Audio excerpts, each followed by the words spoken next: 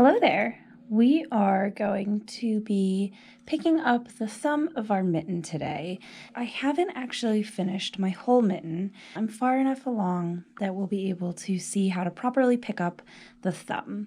So you've knit the gusset, you've finished the body of the mitten or the fingerless mitt, and now you're ready to go ahead and actually knit the thumb. So what we're going to do is either instructions will say pick up and knit, or they will say put stitches back onto larger needle, knit across, etc., etc.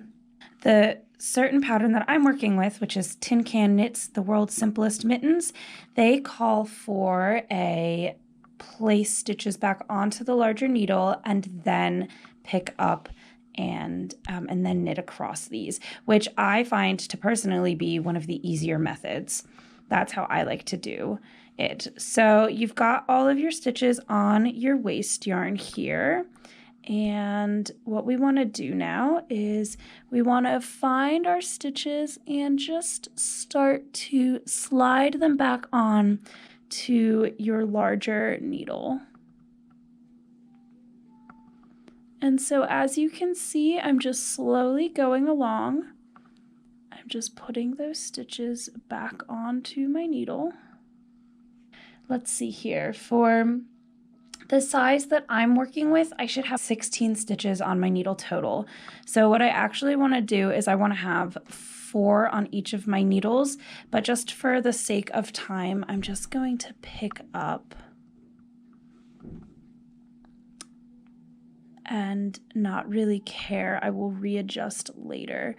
So we don't want to have it be so that we grab all of the waist yarn either. We're just slowly going and picking up that stitch, pick up that stitch, and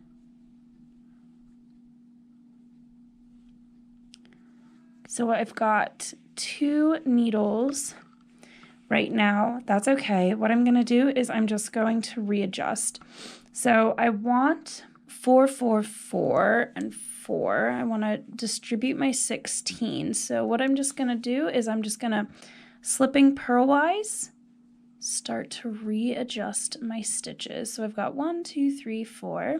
Next needle, 1, 2, 3, 4.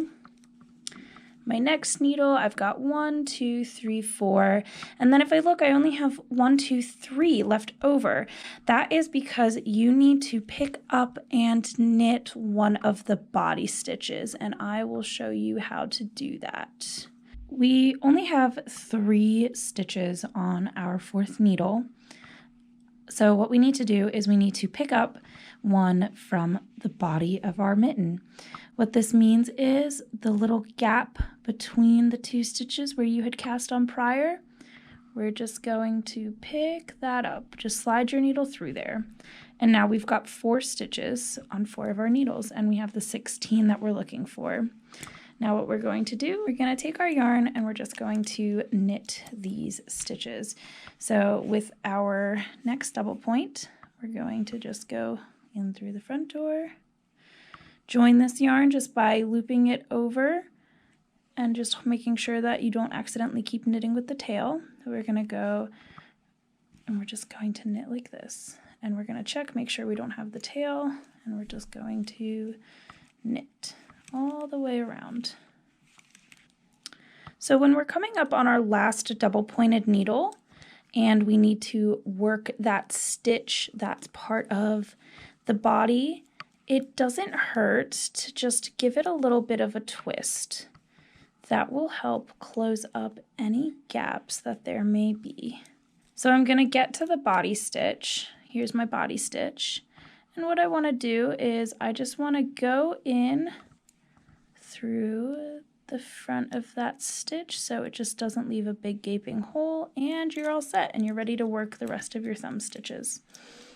So that is how you pick up and knit your thumb stitches, and you'll just keep following the pattern until you're ready to decrease, which is going to be no different than decreasing for the top of your mitten.